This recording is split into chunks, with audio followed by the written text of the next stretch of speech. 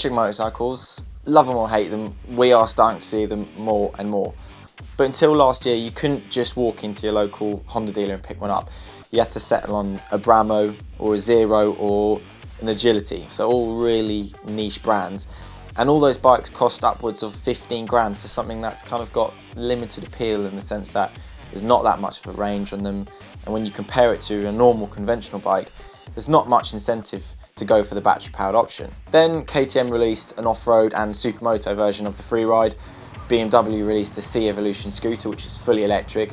And you've probably seen a story on our site which says that Victory has just entered the TT for the electric race. So the big names out there are clearly paying attention to this battery powered malarkey, and the latest one to join the group is Harley Davidson. Think of a Harley and you've got a few simple things in mind. Big V-twin engine with a really loud exhaust and maybe some tassels if that's what you're into. But suddenly last year they went all techno on us and released this little teaser video of the bike whooshing past with only the whir of an electric motor. And then I saw Scarlett Johansson ride the bike in the latest Avengers film, which obviously immediately made it cool for me. I guess like any bike, you know, what we're really interested in is the power unit, or in this case, the electric motor. So it makes 72 horsepower and about 52 foot-pounds of torque.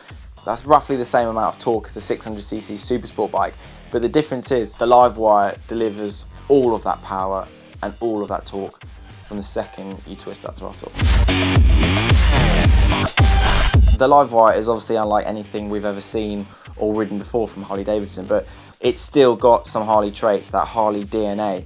Things like the belt drive, it's got adjustable front suspension, which looks like it's come straight off one of the other Harleys, a single disc front brake, and things like the wheels just look very Harley. I guess the least Harley thing on the entire bike is the dash. It's a touchscreen, full colour display, and when you fire up the bike, turn it on, give it some juice, it gives you two riding modes that you can choose. It's pretty self-explanatory.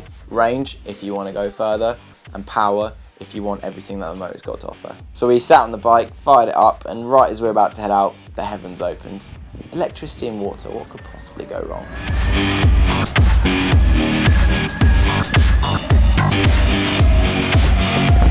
As you can see, the weather is dire, but still got an idea of what the Harley was all about and what the performance was like. With 74 horsepower, it probably sounds really stupid to say it feels like it's got 74 horsepower, but the difference between the Livewire and a normal bike with 74 brake is that there's no soft power delivery, there's no build up to that 74 horsepower, it's just there straight away.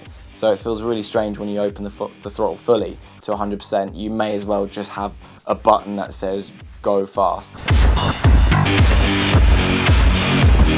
It's still just a prototype, so at the moment there's no ABS, and more importantly there's no traction control.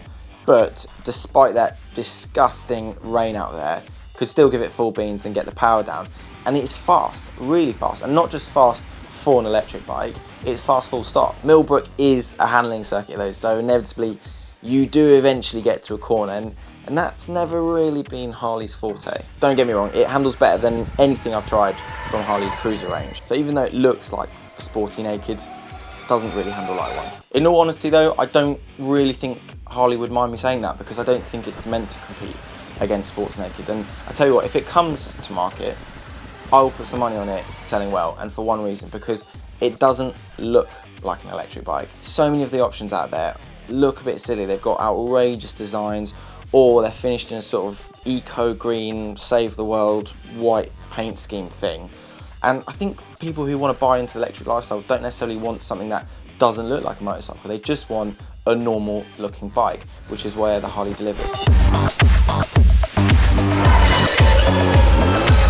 Most manufacturers, when they're releasing a new bike, do a bit of market research. They build the bike and then they hope for the best when it goes on sale. Whereas what Harley's doing with Project Livewire is they've built the bike and now they're giving test rides worldwide. So they've done in the US and Canada, and now the test ride scheme is moving all across Europe, which is where we rode the bike at Millbrook. And they're fine-tuning the bike from the feedback that they're getting from those test rides. It's too late now to sign up to have a go on one, but considering the endless amounts of positive feedback the bike's been getting, I don't think it'll be too long before we see one sitting in a local dealership.